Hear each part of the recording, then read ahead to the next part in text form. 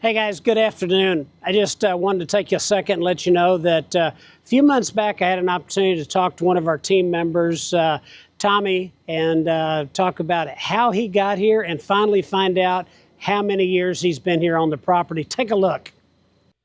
Well, I'm excited to continue talking about the history of our MarineMax store here in Fort Myers, Florida.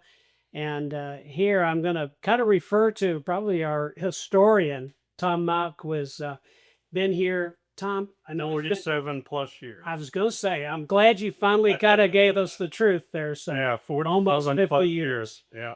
And what did you do before you came here 47 years ago? Actually, I moved down from Ohio from a construction company that my father-in-law owned. Wow. So he sold the construction company, came down and bought this South Side marina, which was very old, and kept it a couple years and sold it to another person. So that was Southside was here? Yeah, only here, the Okay. South Side. So Barn storage and okay. forklift service and Okay, because that's as we really do work on the history here. That's more than I knew. So that's really that's cool. So so that part of the marina was just storage as far as like the forklift and forklift, and we had, believe it or not, only 3 mechanics and a very small parts room. We had inside storage. The largest boat I could put in the barn is 23 foot, and I used an old tow motor, flathead 6, and did it have a hardly any brakes. did it have a negative lift? It had the whole mast went in the water. Wow. So it was pretty exciting for the years it lasted. Well, we'll have to talk more too because I know equipment wise, same thing with me, but over a span like almost 50 years, Yeah. the equipment that's being used today, we used to unload boats with jack stands. Yes. And I know you've used A-frames and floor jacks and that kind of stuff. So that'll have to be another visit to chat through. Yeah. The storage was all inside. We had no outside. And they were very small boats. Yeah. Fishing boat. So what happened after Southside? After the South Side, another company bought it from out of Colorado, and they bought the North Side, what I call the North Side, and tried to get it going, but it just didn't work out. And they sold it to another company, and they done some improvements as far as the floating docks, and that's about it. And it didn't go any further than that. Then MarineMax took over the whole thing. So actually, before MarineMax though was Gulfwind, and that was the Marshall family. Gulfwind, yeah, leased here for 25 years. I didn't work for MarineMax at that time. I worked with them. I worked for the company that owned the marina at that time. Okay. And then MarineMax eventually took over. Okay, and so that kind of brings us, up to where we are today. That when MarineMax purchased this real estate roughly 10 years ago, Right. It was sort of condominium on the boat slips, and then over here, the steel building was being leased, and then the storage in those older barns. Correct. The barns were falling apart. They were old. One of them was here when I got here, so that was over 47 years. And then, yeah, the wet slips are great. I mean, they put the wet slips in, and then when MarineMax came in, they did more and more improvements. So you're the harbor master here, Tom, on a daily basis. You're everywhere around this marina, and you literally wear out golf carts. Yeah, kind of going through. How early in the morning do you get here? I'm here before the security guard leaves at 5 o'clock. Okay. Usually 4 to 5. And a big part of the facility here, how many acres total? I think it's a little over 16 and a half acres, maybe 17. And unlike a lot of marinas, there's everything going on here. There's the restaurant, there's retail sales with our different brands of Sea Ray and Wader and Galleon and Asmont and all that. Service, and with service, you've got a yard that is how many yards are there between here and the beach or downtown? We're right in the middle. The ones at the beach kind of got destroyed during the hurricane.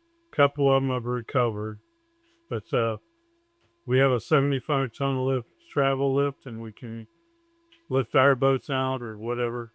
And it runs quite a bit. Yes. Do you have to get on our schedule with the service department for the haul outs, for the travel lift? And I know that we do a lot of boats haul outs for surveys and bottom paint, and just regular yard kind of stuff, and really good talented guys over there doing bottom paint cleaning and Right. your water here, all that. Right. We have good subcontractors too that we deal with. We have a very few small pack that we use, and they're very good.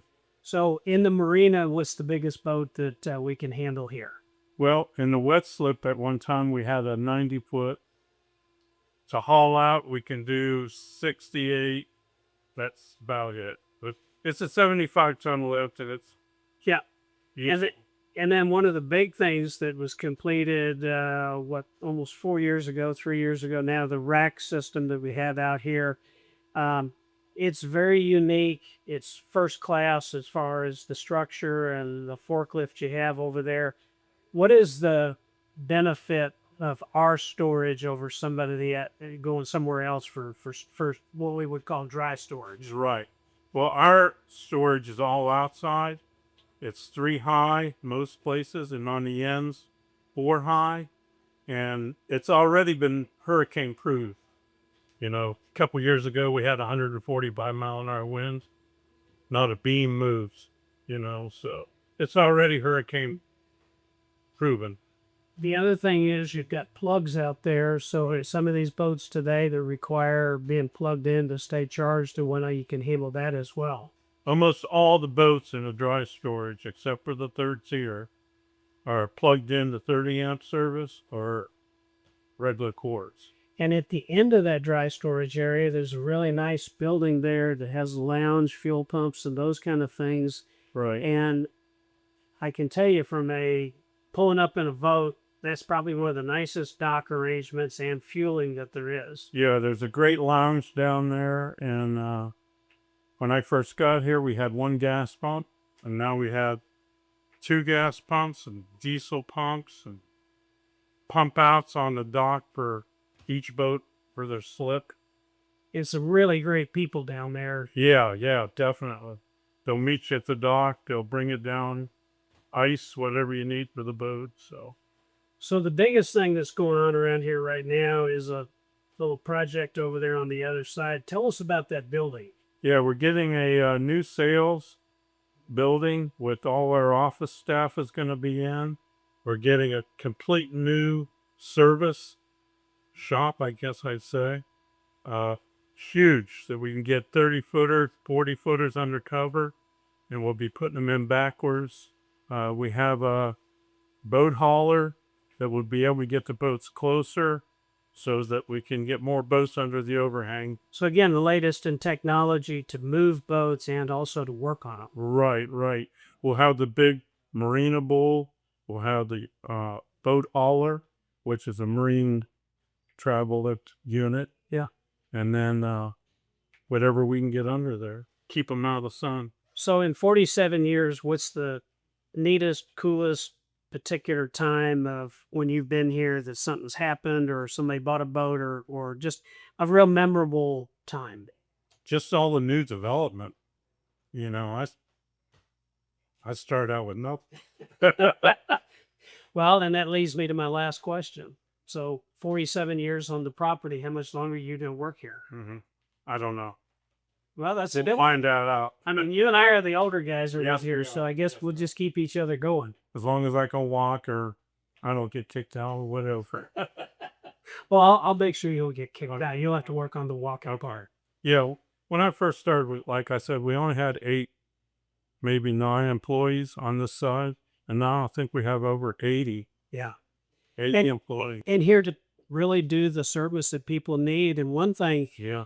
Tom, and I hear this from people that like talking about our storage, when somebody comes to use their boat, and we'll talk more down the line, but I mean, there's an app on your phone and all. Right. But the biggest thing is you leave your garage where you have a concrete floor And then when you pull in here to unload your car or get out in the boat, you got the same concrete, so you're not parked in gravel or rust or dirt or any of that. Right, right. The boat will be sitting there waiting on you, fueled up, whatever you want put on the boat. You come back, you leave it at the dock, put in the app. So you want it put back in storage.